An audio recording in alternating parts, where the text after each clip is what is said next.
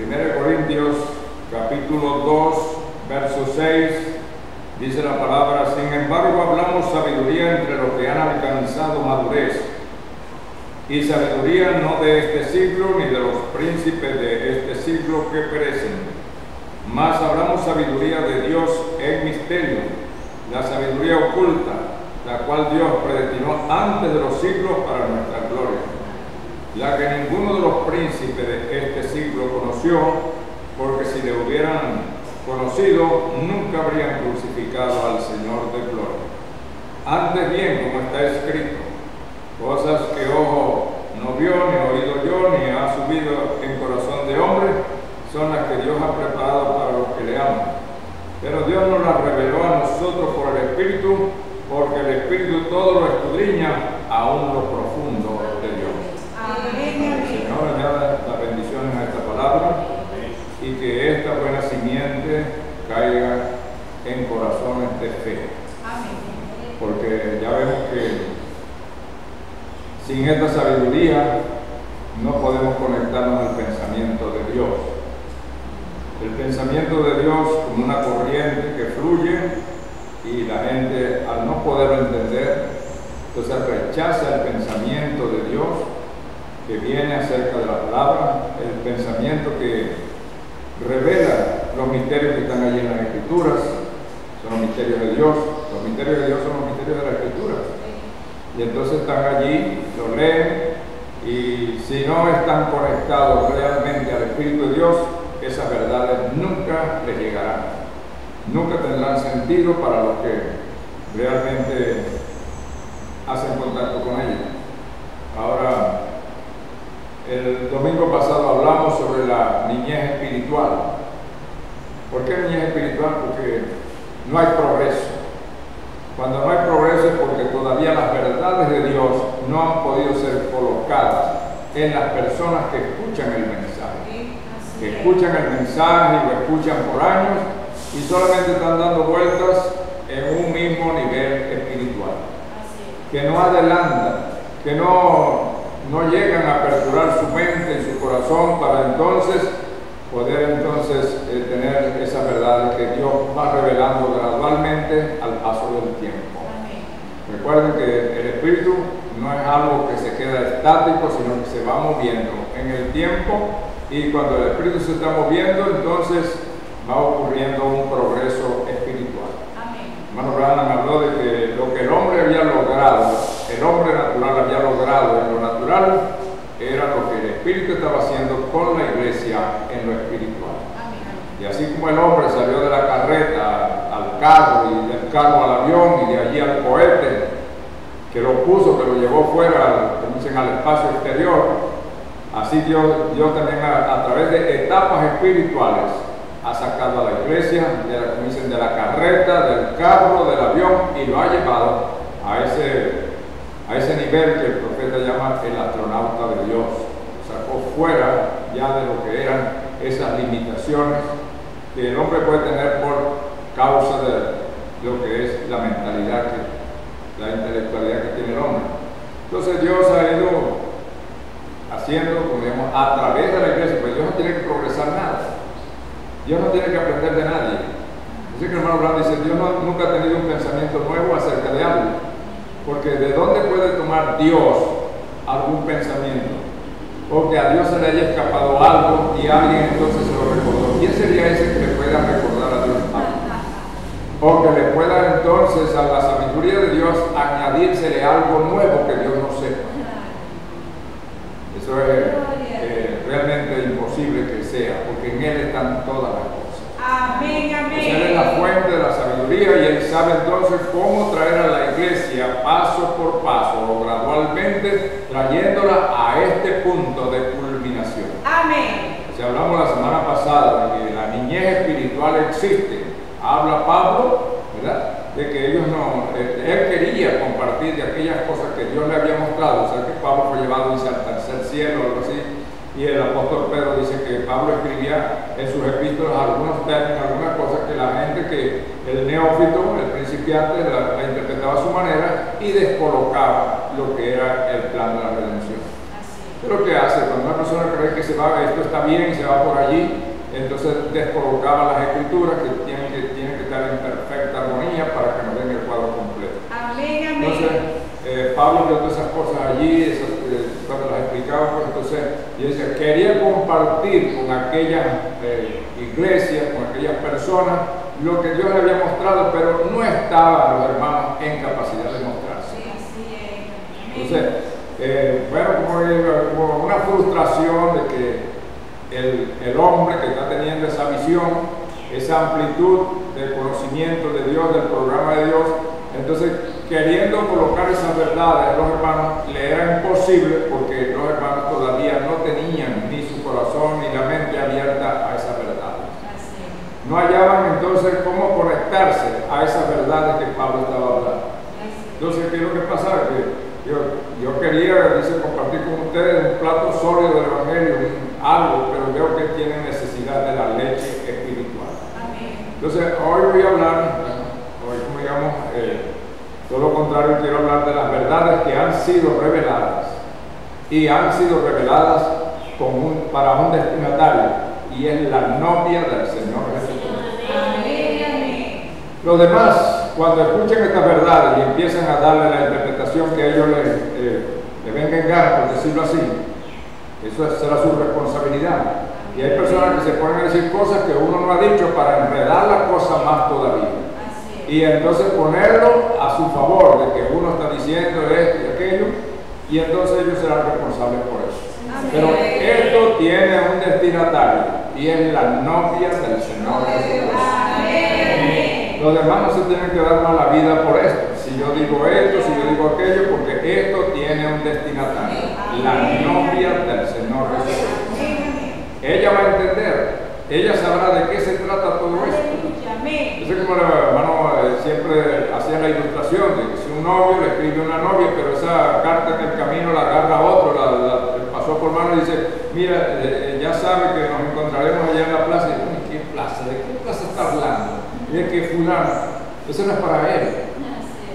Entonces cuando la persona lee la palabra o oye la palabra, si no está dirigida a él, entonces se va a sentir ofendido, se va a sentir escandalizado, pero es que en definitiva la palabra no está dirigida ni a él ni a ella, y la razón es porque no forman parte de este grupo de la novia. Amén, amén. Que aquí no puede haber exceso, porque alguien puede decir, aquí lo que hace falta es un evangelista para que traiga gente para la novia.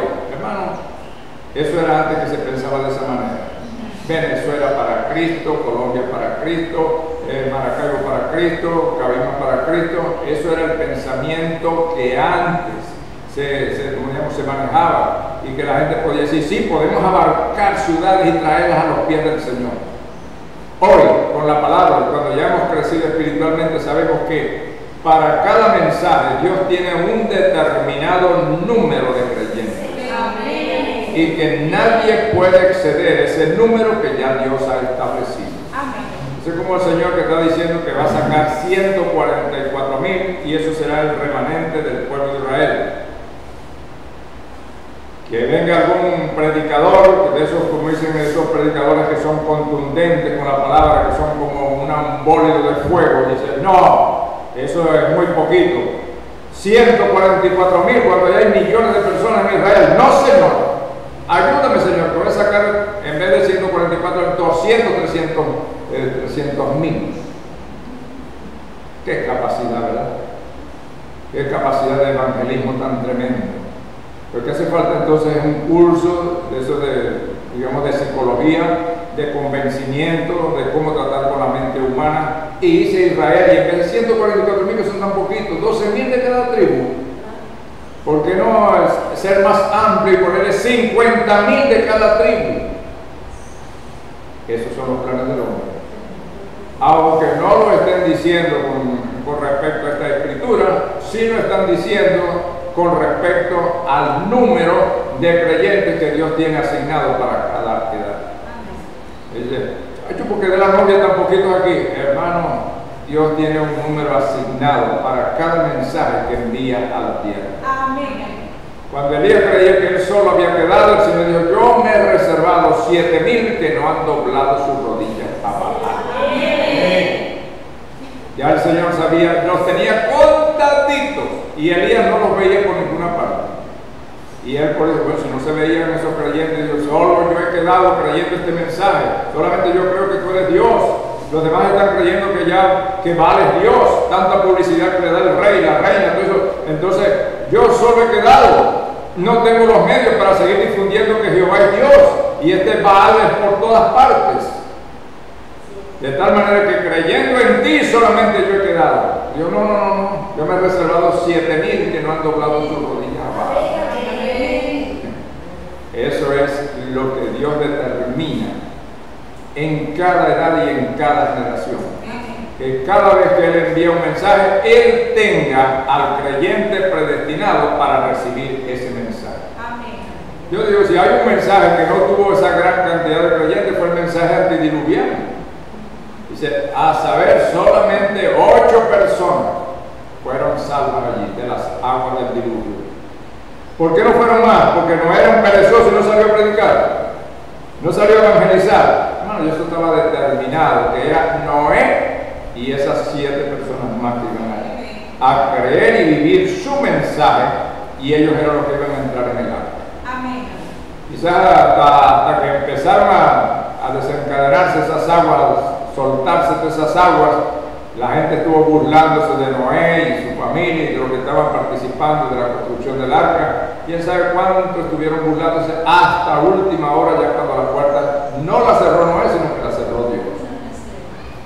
¿Qué podemos decir de Moisés? De toda esa millonada de los que salieron de Egipto, solamente Josué y Caleb de los que salieron de Egipto, porque los demás que entraron en la tierra de Canaán fueron los que nacieron en el desierto.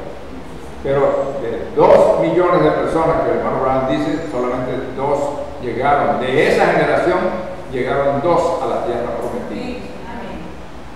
Gedeón, después de reunir con ese mensaje tan tremendo, tan contundente mensaje, para convocación, 32,000 personas habían salido a recibir el mensaje de Gedeón. Luego lo llevó a una prueba y quedaron 10,000, ¿no? Quedaron 10,000. Y luego lo llevó a la otra prueba del agua y quedaron solamente 300 personas. Ahora saca usted el porcentaje de 32,000, quedaron solamente 300 personas.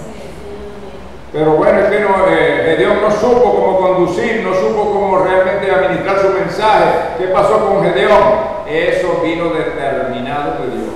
Amén. Que en un momento dado la palabra entra en algún aspecto que a las personas realmente lo que hacen es rechazar esa palabra y darle la espalda al mensaje. ¿Cuántas multitudes siguieron al Señor? Y Él deliberadamente o intencionalmente dijo, el que no come mi carne y bebe mi sangre no tiene parte conmigo, no tiene. Eso hizo que entonces se deshiciera de toda esa multitud de seguidores. Pero hermano, ¿cómo es posible que el Señor a última hora no predicó cómo era la cosa, cómo no predicó la palabra bien? Hermano, el Dios de la gloria predicando la palabra. El Dios que es la palabra, predicando su mensaje, y de una manera intencional se deshizo de toda una multitud que no estaba llamada al propósito. ¿Lo sabía el Señor o no lo sabía? Y Él sabía quiénes se iban a quedar con el mensaje. A pesar del sacudón, Él sabía quiénes se iban a permanecer allí con la palabra. Entonces, a través de todas las edades, no sucede nada distinto. Cada mensajero que Dios ha levantado con su mensaje tiene un número determinado de creyentes. Porque si Pablo hubiese hecho eso, hermano, ya los que, fíjense bien, los que creyeron al mensaje del apóstol Pablo, ya Dios sabía cuántos iban a creer ese mensaje, cuántos iban a vivir ese mensaje. Y es más, que cuando el hermano Abraham tuvo la visión más allá de la cortina del tiempo, él dijo, si los de Pablo entran, los míos también entran. Fíjense bien, si los de Pablo. Ahora, ¿cómo era que es posible que Pablo tenía asignado un número de creyentes. Y no asignado por él, sino por Dios.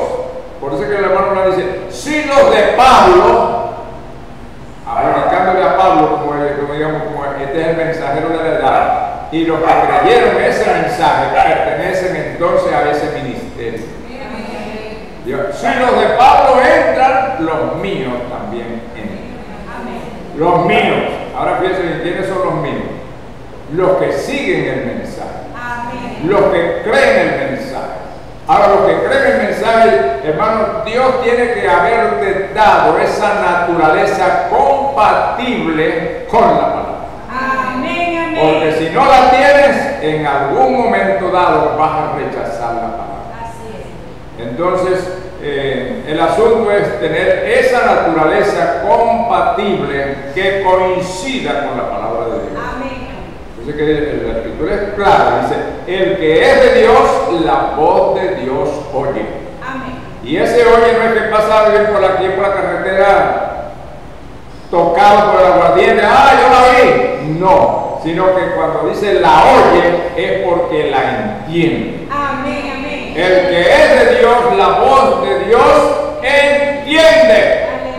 Claro, si viene de la misma fuente de vida. Si viene de Dios y salió de Dios, pues entonces él también tendrá esa misma naturaleza de Dios. Tendrá representación de Dios, y cuando la palabra le sea presentada en la forma de cinta, en la forma de un folleto, en la forma de oír el mensaje, como sea, cuando él o ella escuchen ese mensaje, entonces habrá una conexión espiritual. No habrá entonces que forzar situaciones, mi hermanito, y amenazarlo que si se va para el infierno, que si se va para no sé dónde. O hermano, no hay que estar haciendo menciones de castigos ni de cosas que le puedan suceder negativamente a una persona porque decida no seguir el mensaje. Sino que el que es de Dios, la voz de Dios oye. La voz de Dios entiende, y con esa palabra se va a identificar en toda la forma que la palabra lo exija. Que si la palabra exige un bautismo, se va a identificar con el bautismo. Si la palabra le exige una separación de todos los sistemas denominacionales, se va a separar de los sistemas denominacionales. Si tiene que separarse de cualquier forma de pecado, se va a separar porque se va a identificar con esa palabra. Oh, bendito el nombre del Señor. Entonces, cuando llegamos a la semana pasada predicamos sobre la niñez espiritual, porque todavía con estas verdades hay pastores y también membresías que no quieren tocarla porque consideran que es un plato demasiado fuerte. Yo les digo una cosa, si el Espíritu la abre, Él sabe a quién se la está dirigiendo. Recuerda que esta es comida de águilas. Ahora tengo un mensaje del hermano Galdón, y el hermano Galdón dice, aquí parecía que estuviera como una contradicción, pues dice, porque donde quiera que estuviera el cuerpo muerto, allí estarán las águilas. Dando a entender que pareciera que un cuerpo que yace muerto allí, que pudiera estar en estado de putrefacción, dice, no, sino que es donde quiera que estuviera la presa fresca, allí estarán las águilas. Porque el águila no come carne podrida. Ustedes han visto algunos documentales sobre las águilas, cómo persiguen el animalito y se lo llevan y así mismo empiezan a comerse. Bien sea conejo, lo que sea. Yo he visto cómo los animales tienen una capacidad tan tremenda de llevarse ciervos, de llevarse cualquier animal. Hasta cocodrilos lo sacan de las aguas, las garras que tienen esos animales tan fuertes. Entonces, come, como dice, la comida viva. Cuando tiene todo el vigor, no cuando ya está en descomposición. Para la comida descompuesta, para la comida podrida, hay otra clase de aves. Y esos son los amuros, y están los buitres.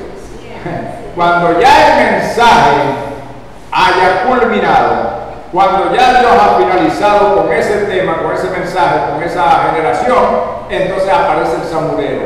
Verdaderamente, eso sí era la verdad. Y es verdad, y es verdad. Ahora cuando vienen a digerir algo que ya las verdaderas águilas o los creyentes de ese día ya comieron, ya se la digirieron y ya no están en el escenario. Bendito el nombre del Señor. Y así hemos ido avanzando. El Espíritu no se ha quedado estático en ninguna manera. Él ha traído entonces un progreso espiritual para la iglesia. Amén.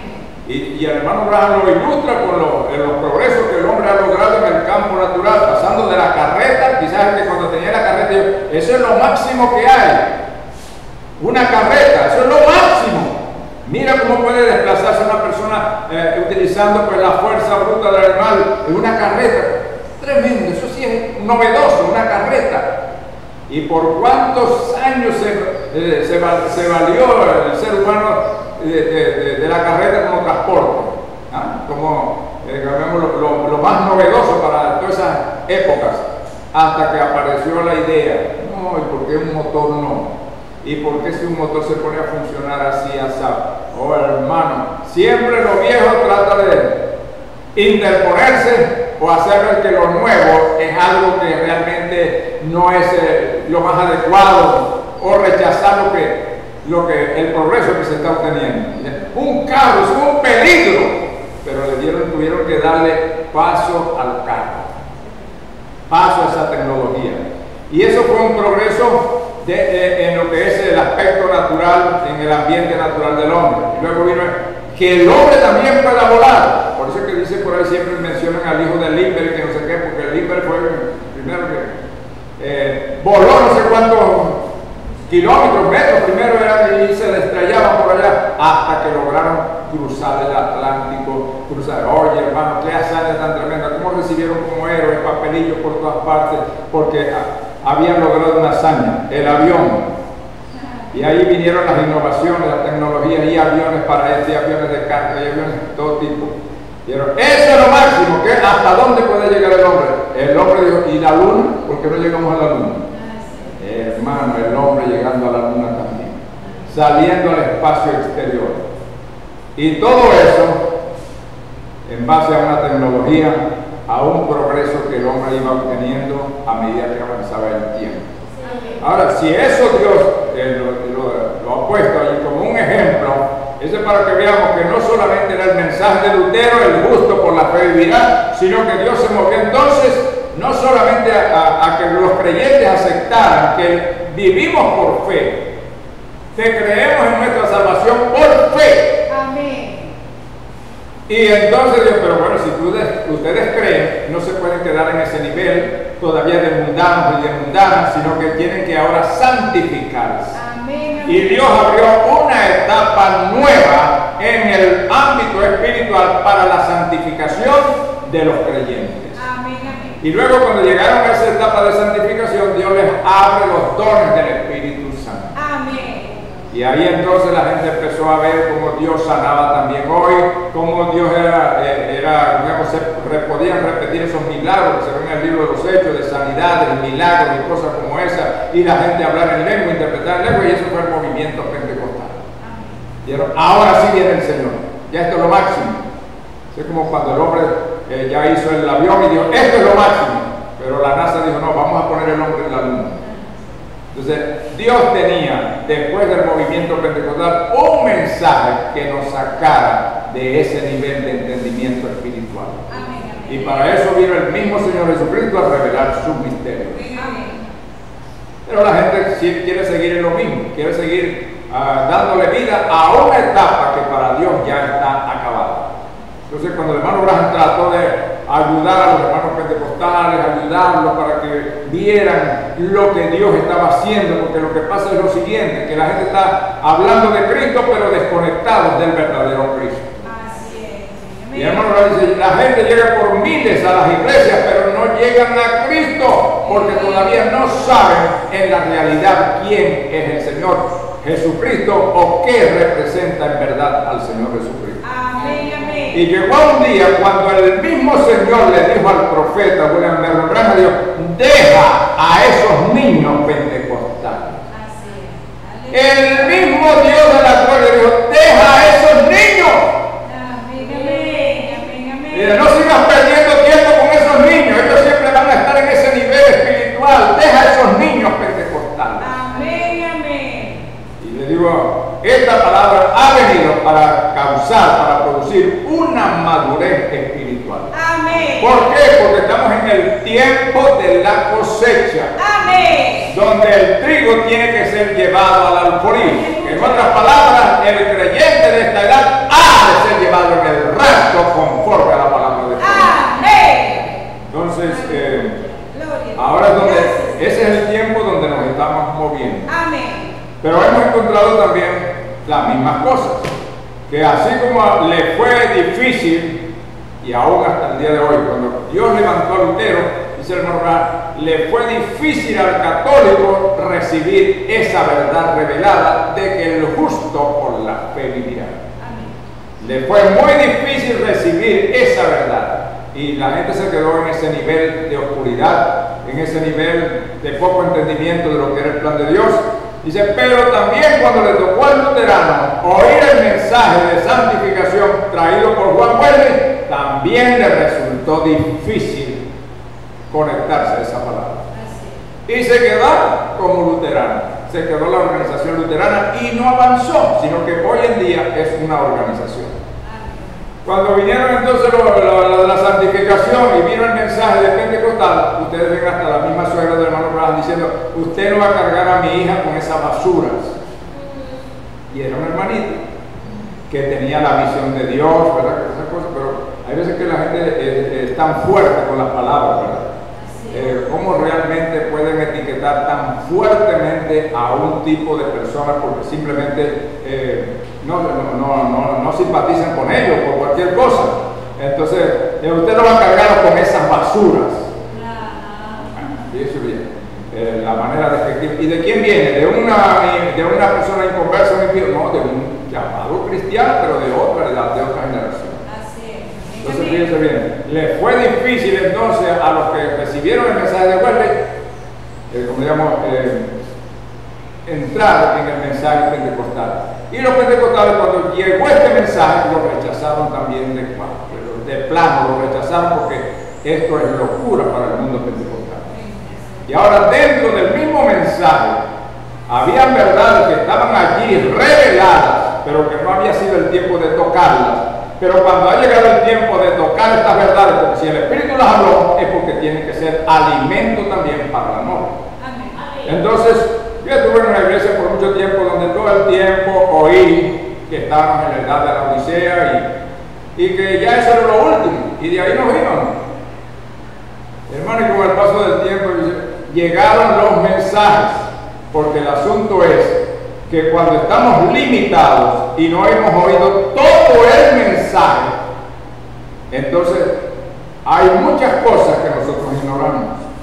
Entonces, cuando ya el mensaje llegó de una forma más completa, fue cuando nos percatamos de que el hermano Branham había hablado acerca de esta edad que estamos ahora viviendo. Amén. Que estamos viviendo en la edad de la novia. Amén. Lo cual ha causado todo un impacto como si fuera en el mundo denominacional, un impacto esta palabra. Pero es cuestión solamente de leer los mensajes donde el hermano Branham está afirmando que la edad de la Odisea es la edad pentecostal y es una edad finalizada. Amén. Bendito el nombre del Señor. Entonces yo digo, hermano, pero ¿dónde está el error? ¿Por qué los hermanos no pueden despejar el camino para lo que viene? ¿Por qué no se despejan las mentes y los corazones? Porque el mensaje de Juan el Bautista fue allanando el camino para la manifestación de la palabra. Amén. Y este mensaje está despejando el camino para la manifestación del Dios de la gloria. Aleluya. Amén. Entonces, ¿qué es lo que pasa? Todavía quedan muchas cosas que hay que allanar, que hay que apartarlas, porque no coinciden con la palabra de Dios. Amén. Amén. Entonces, yo le digo, simplemente vamos a un pequeño análisis. Yo le digo, si usted me dice casa, mi mente ya tiene sus archivos en la memoria para producir una casa en la mente. Si me dice de un carro, ya mi mente tiene varios modelos de carro. Cuando me dicen carro así, ya mi mente reproduce en la mente el diseño de un vehículo. Me dice un árbol grande, en mi mente ya hay una representación mental de un árbol grande. Entonces el asunto está cuando se dice la Odisea. ¿Cuál es la representación mental que hay de la Odisea? Y es allí donde tenemos que ya enfocarnos en la realidad y apartar lo que es simplemente una imagen mental que no se corresponde con la realidad. Cuando le digo a la persona, la Odisea, ¿qué te estás imaginando? Yo hablé con un hermano y me dijo que era el cosmos, las estrellitas, que todo lo que existía, eso era la Odisea. Y eso no es lo que dice el profeta. Eso no es lo que dice el profeta. El profeta específicamente dijo, la Odisea son los pentecostales, la organización pentecostal. Amén. Y yo deseara que viniera alguno de los conocedores del mensaje y me dijera, hermano, eso no hacía, el profeta dijo en tal parte que era otra cosa. Porque hasta donde yo he leído, el hermano Abraham identificó que la organización pentecostal era la Odisea. Amén. Los ricos que no tenían necesidad de nada. Amén. Que tenían de cuanta cosa material se puede desear en este mundo, pero no tenían la revelación de la palabra. Amén. Entonces hay tantas cosas hoy en día, más iglesias, más templos, más predicadores, pero menos revelación del Señor Jesucristo. No es posible donde una sociedad donde haya tanto predicador, hermano, que lo que sobran son iglesias por todos lados, templos por todos lados, más Biblias vendidas que en el mundo, digamos que en las demás etapas de la historia, las Biblias vendidas en este tiempo, y es cuando menos conocimiento de Jesucristo hay. Bendito el nombre del Señor. Entonces, concepto de la Odisea, llévalo al plan que Dios ha establecido y a donde usted vea que dice el profeta, es esta organización, quédese con eso y aparte ese concepto errado que usted tiene. Amén.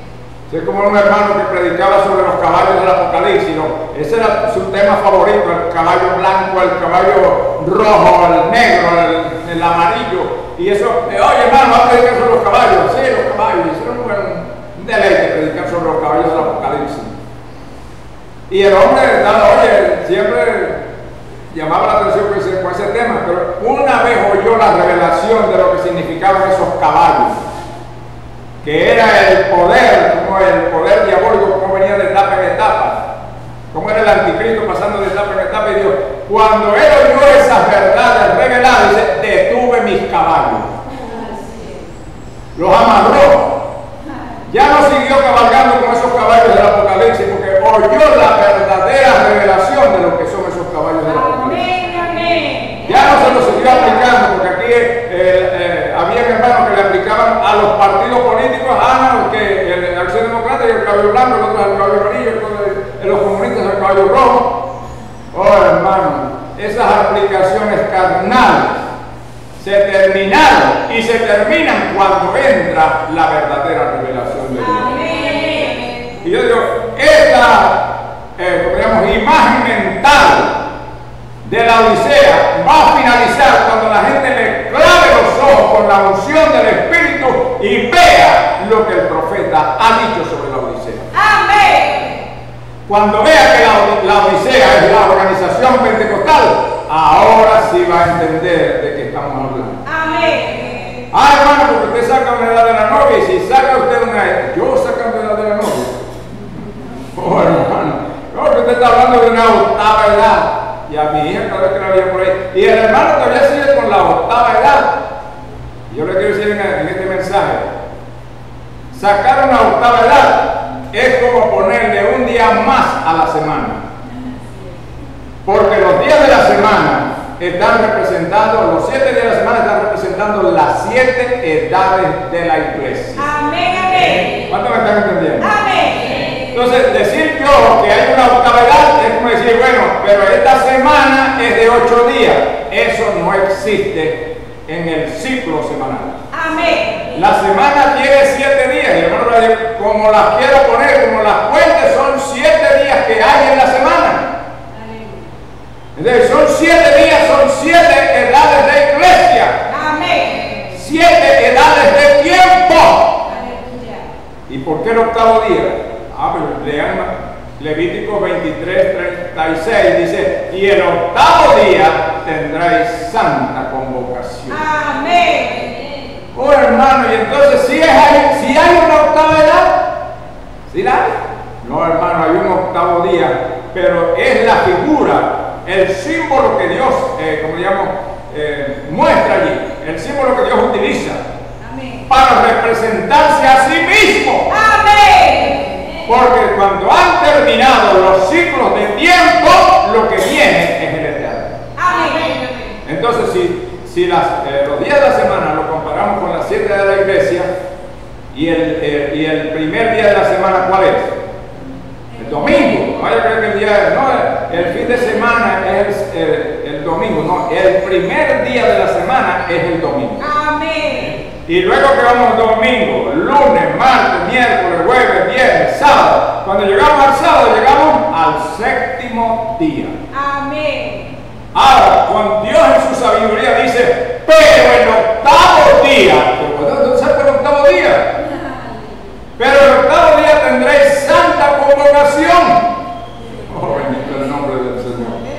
¿De dónde lo voy a sacar? La única manera es que nuevamente vuelva a comenzar con el primer día de la próxima semana. Amén. ¿Está claro eso? Amén. Entonces, cuando la Biblia está aquí, cuando el Señor está hablando a los israelitas para que el octavo día sea también un día de santa convocación, se está refiriendo que lo que comenzó con domingo, para poner este ejemplo, porque allá los días eran nombrados de otra manera y los meses de otra manera, ¿no? Entonces, ¿qué es lo que comenzó? Pero para nosotros aquí, a la ilustración en nuestro calendario, que lo que comenzó el día domingo y debía terminar el sábado como el séptimo día de la semana, dice, pero el octavo día volverá la santa convocación. Tendréis santa convocación. ¿Qué se refiere a eso? Que una vez terminado todo el ciclo semanal, volvía una fiesta santa el primer día de la semana. Amén. Los que leen este mensaje, los que siguen este mensaje, han visto claramente, como el hermano Ra dice, el octavo día es nuevamente el primer día. Amén. Amén. Entonces no es que estamos sacando una octava edad, sino que hemos regresado de nuevo al primer día. Amén. Otro hermanito dijo por allá, que el hermano Livio nos quiere llevar otra vez a la edad de Éfeso.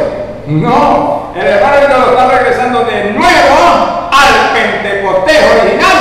Amén. Lo está llevando al primer día, cuando la palabra vino en su pureza. Amén. Cuando esa luz del Dios de la gloria alumbró esa tierra que estaba entonces allí, dice, asentada en tinieblas, en sombra de muerte.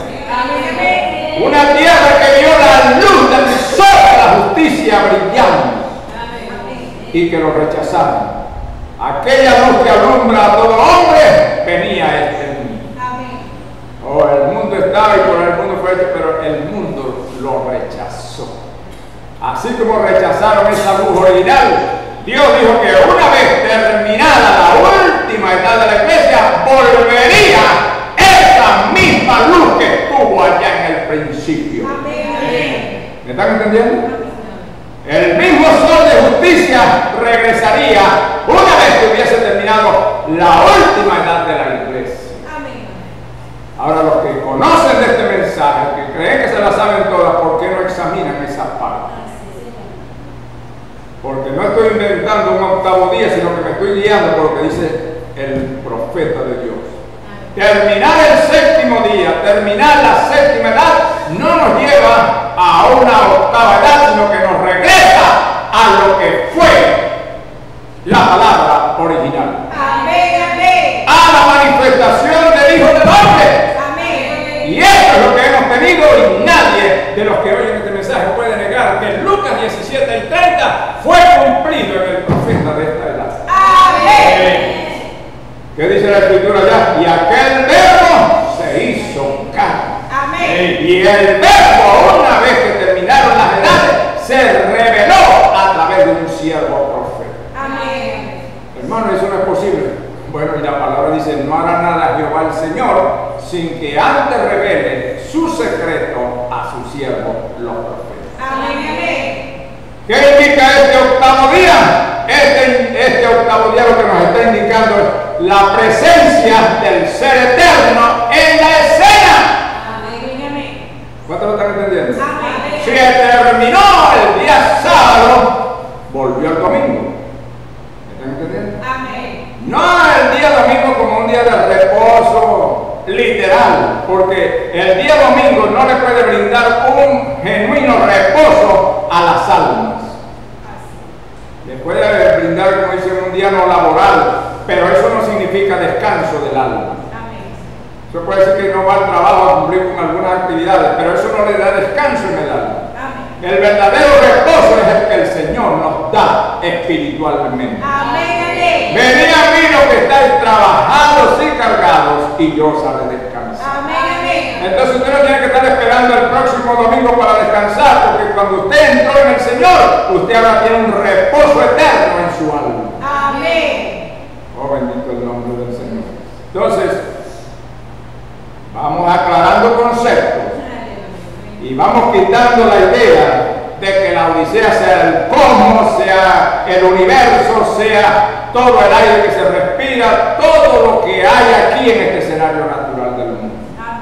Veamos de nuevo el mensaje y veamos que el profeta está señalando que es una organización que está allí.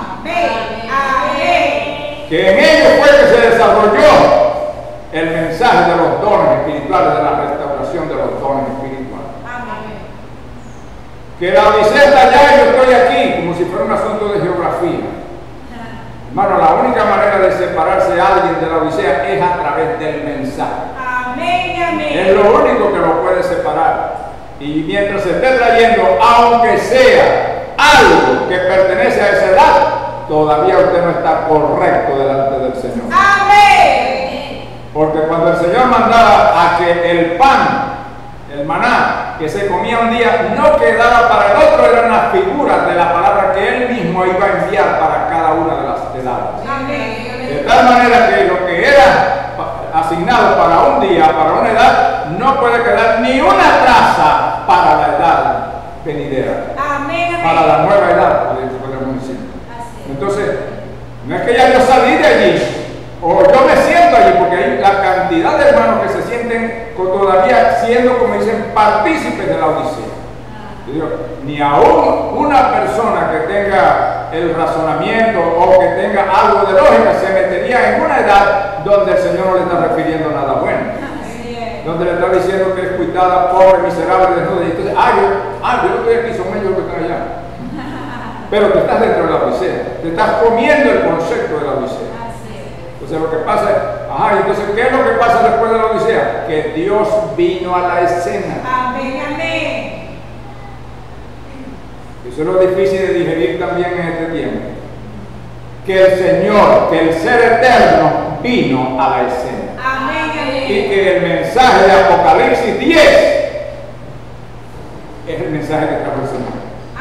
Es la revelación de los 7 sellos, cuando el mismo Señor dijo que el tiempo no sería más. Con ese mensaje, con esa apertura de los sellos, dio comienzo a la venida del Señor y también cerró todas las etapas denominacionales. ¿No lo han leído? Leer.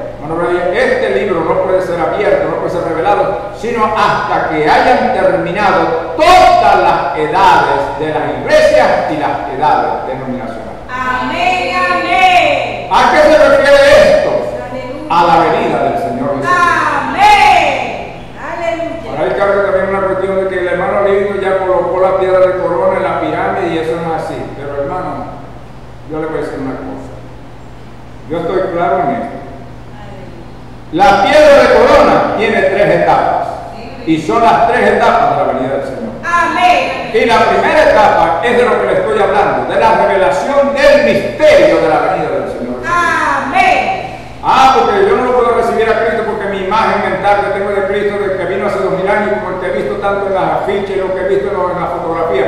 Pero cuando vino este mensaje, vino la revelación de quién es el Señor Jesucristo. ¿Quién es Cristo? Cristo es la palabra revelada para la edad. Y cuando hablo de piedra de corona, estoy hablando de la revelación coronada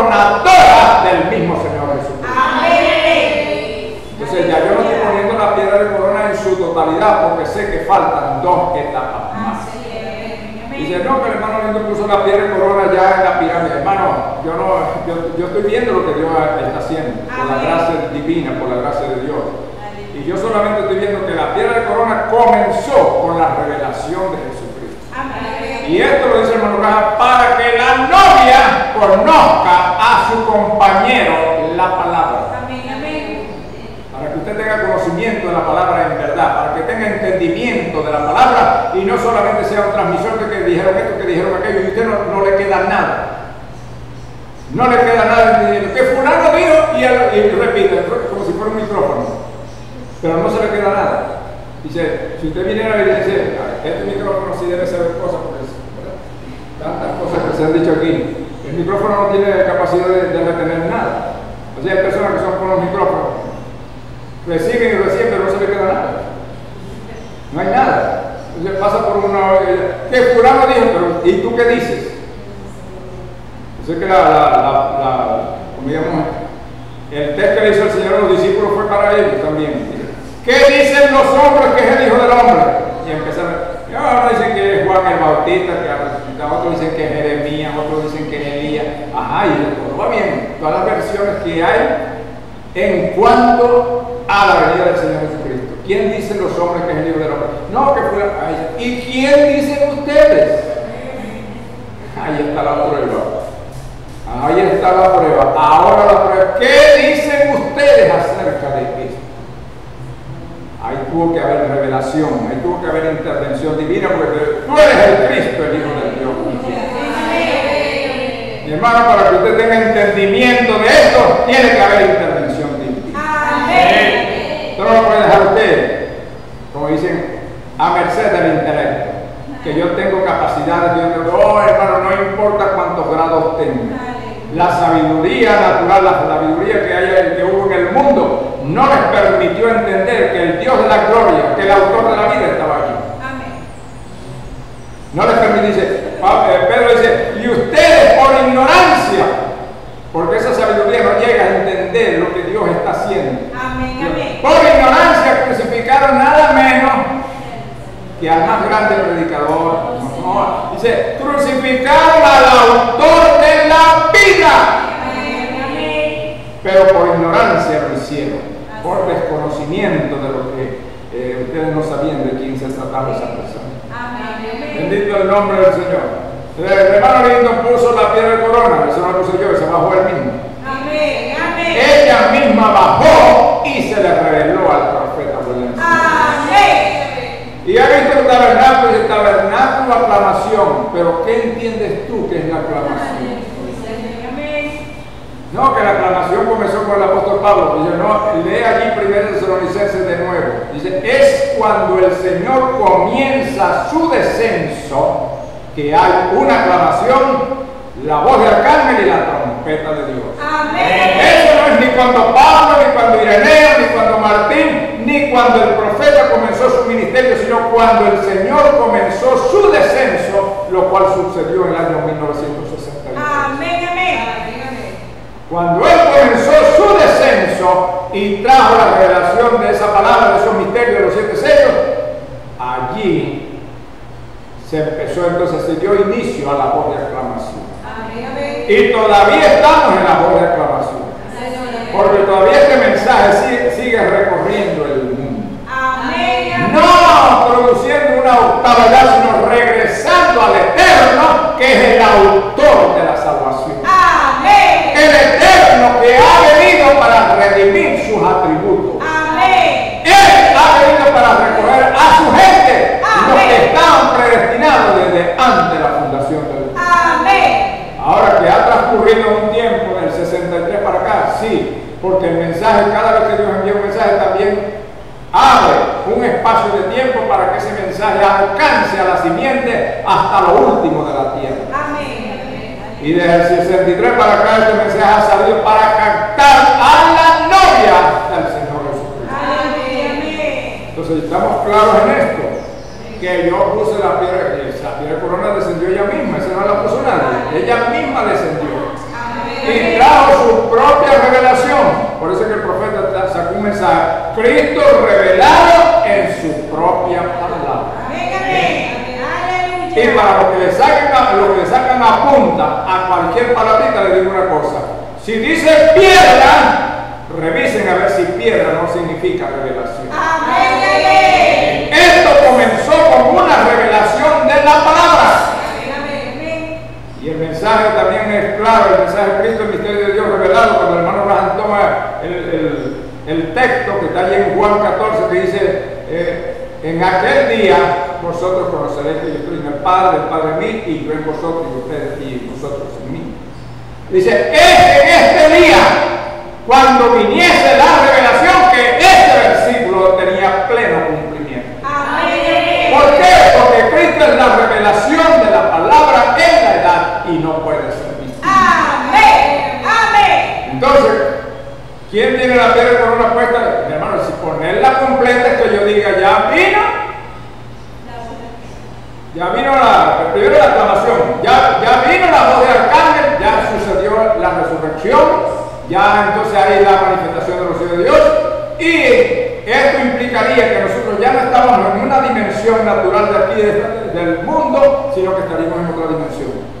Hermanos, hemos sido raptados, estamos en otra dimensión y no nos dimos de cuenta. No, hermanos, eso no existe. Amén. Oh, bendito el nombre del Señor. Oh, bendito el nombre del Señor. Entonces, hay que ir quitando entonces el concepto errado, el concepto que no se corresponde con la realidad de Dios. Amén. Cuando viene hermano Abraham, Dios le dio a él la revelación de todas esas cosas que estaban ocultas detrás de símbolos, y para que la novia tuviera entendimiento de qué se trataba todo eso. Amén. Eso es como cuando hablan el Génesis del árbol de la vida. Pues está el otro de la ciencia, del conocimiento del bien y del mal, y hay árbol. Y yo le dije, la mente humana nos reproduce en árboles. Uno era bueno y el otro era malo. No, hermano. El árbol de la vida, el profeta dice, era el Señor Jesucristo. Amén. Porque la Escritura dice que en Él estaba la vida y no en ninguna otra parte. Amén. Entonces, Él es el árbol de la vida y Él también es el libro de la vida. Amén. Entonces, hermano, y se buscó un predicador dijo, hermano, y cuando Juan vio esos nombres, estaba oyendo ahí el libro de la vida, vio el nombre y gritó, gloria a Dios, aleluya, que vio su nombre escrito, y no de esa manera. Porque cuando habla aquí de libro, no está hablando de un libro literal, como conocemos el libro de la Biblia, el libro el libro de la agenda, libros así. No son los libros que conocemos, porque el libro de la vida, dice el profeta, es la palabra de Dios. Amén. Porque la palabra es Dios y es el único que es vida. Amén. Y yo digo, ¿qué clase de libro podía ser este? Cuando la Biblia dice que nuestros nombres están escritos en el libro de la vida desde antes de la fundación del mundo. Amén. O sea que antes de que hubiese materia, antes de que hubiese una partícula de polvo, ya existía el libro de la vida. Entonces usted dice, ¿pero quién es el libro de la vida entonces? El mismo autor de la Biblia.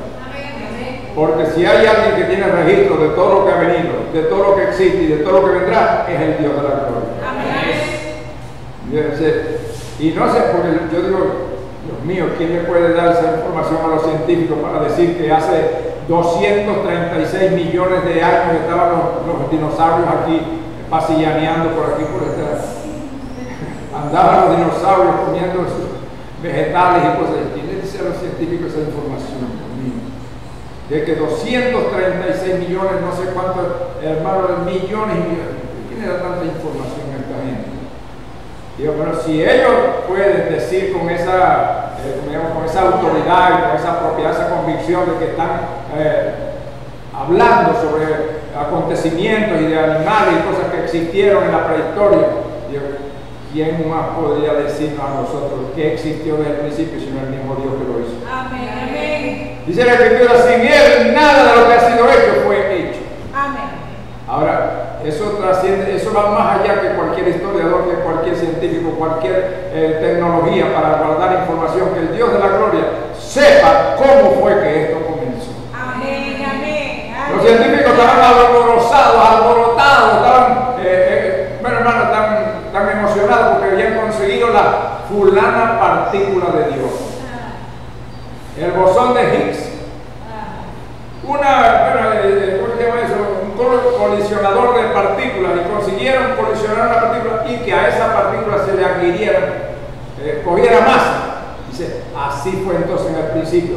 ¿Cómo fue en el principio? Dios habló la palabra y a esa palabra le llegó masa, le llegó entonces todos los elementos que se requerían para producir los astros, para producir los planetas. A una palabra hablada de Dios. Amén. Y él dijo, Dios mío, hemos conseguido la partícula de Dios. Una cosa tan microscópica ahí que solamente ellos saben cómo, y que colisionó con otra y entonces adquirió materia. Dice, así ellos tratando de darle conocimiento, de darle entonces una información de cómo fue que comenzaron todas las cosas. Cuando Dios habló una palabra y a esa palabra empezó a venirle materia, empezó a venirle masa de todas las cosas todos los elementos que hoy en día existen. Por una palabra hablada de Dios. Amén. Esa sí es la partícula de Dios, hermano. La palabra hablada. Amén. Porque de la palabra han salido todas esas cosas. Amén. Así que hermano Abraham predicó el mensaje, la palabra hablada es la simiente original. Porque todos los árboles que existen en el planeta salieron de una sola semilla. Se llama la palabra de Dios. Amén. Amén. Dios la llamó a existencia y vinieron miles y miles y miles de tipos de árboles y de géneros y de cuantas cosas distintas. Por una palabra que Dios la trajo a existencia. Amén. Amén. Oh, bendito el nombre del Señor. Bueno, parece que nos hemos ido un poquito más allá, ¿verdad? Eso es para que vamos entendiendo que los conceptos se van creando erróneamente en la mente y pudiera transcurrir todo el tiempo de nuestra vida y nunca removemos ese concepto errado porque nunca le damos entonces cabida al nuevo pensamiento. Así es. Y todos los que vivieron en la Edad Media partieron para el otro lado creyendo que la tierra era cuadrada porque ese fue el concepto que se vendió en aquellos tiempos. Y el que pensara que la tierra no era cuadrada, hermano, recibía tremendo castigo. Si no era que lo mataban por contrariar las enseñanzas de la Iglesia Católica. El que dijera que la tierra era redonda, hermano, tenía que decirlo en voz baja y entre los más íntimos, porque si oían allá las autoridades eclesiásticas que alguien anduviera diciendo que la tierra era redonda o que había la probabilidad de que no fuera cuadrada, lo iban a matar. Ese Galileo Galilei ya no había que hacerle ya. Tenían, bueno, pues, porque era que estaba descubriendo, ¿no?, que la tierra no fue. Ya tenía la inquietud de que la tierra no era cuadrada, la tenían ahí como un cuadrado, una cosa de eso.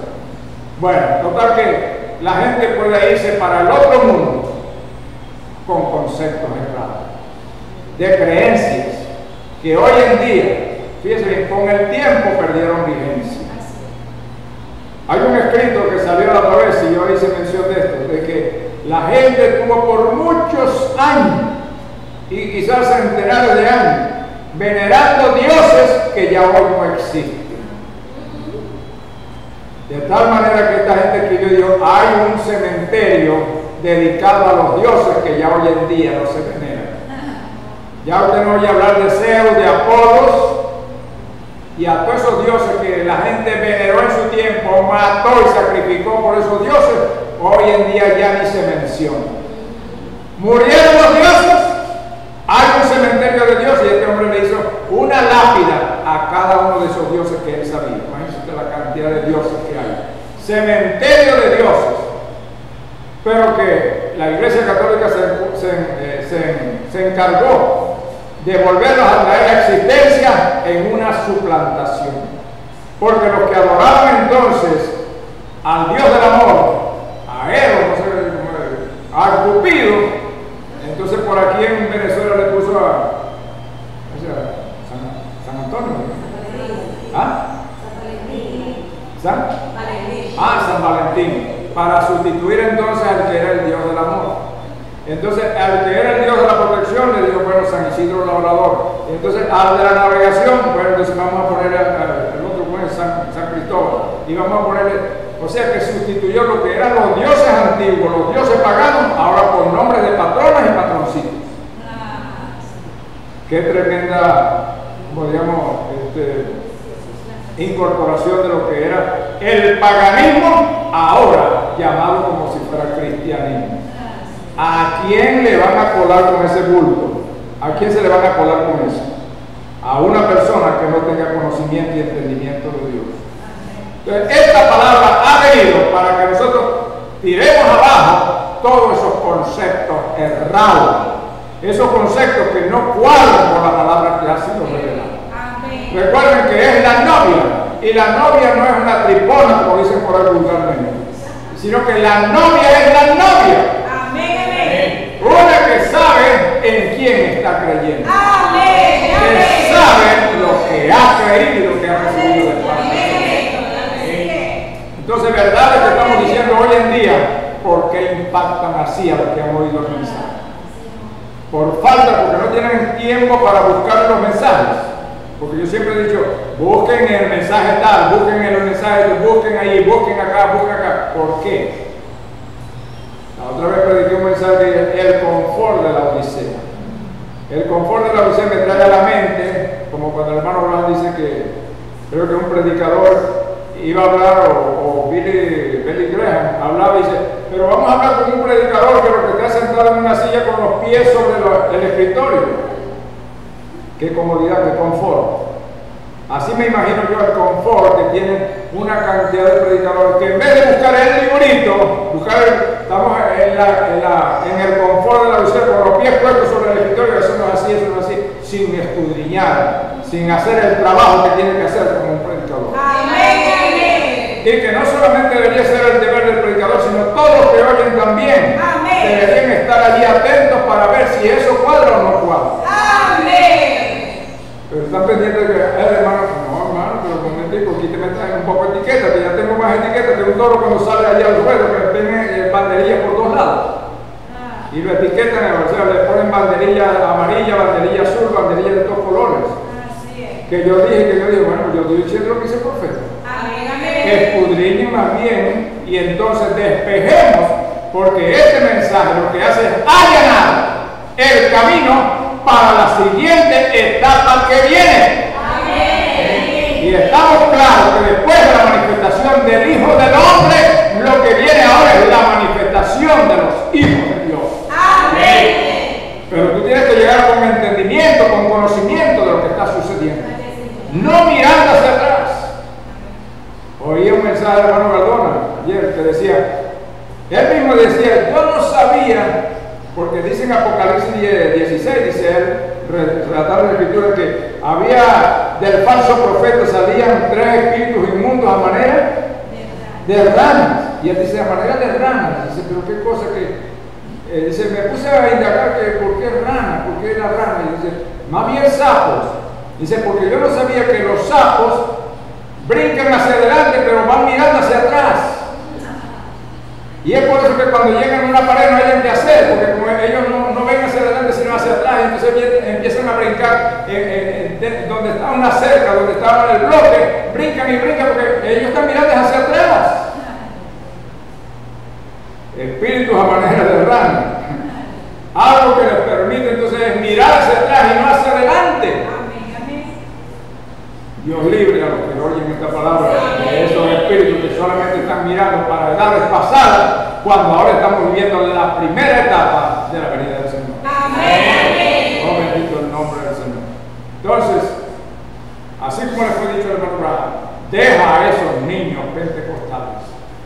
Llegará el momento, hermano, de que hacemos hasta donde podemos para aclarar todas estas cosas y sean entendibles de acuerdo a como Dios las ha plasmado allí en la palabra. Amén. Entonces, que el hermano Olímpico está diciendo que ya la piedra de corona, mira, hermano, la piedra de corona es igual a primera de Tesalonicenses. Lo he dicho una y otra vez.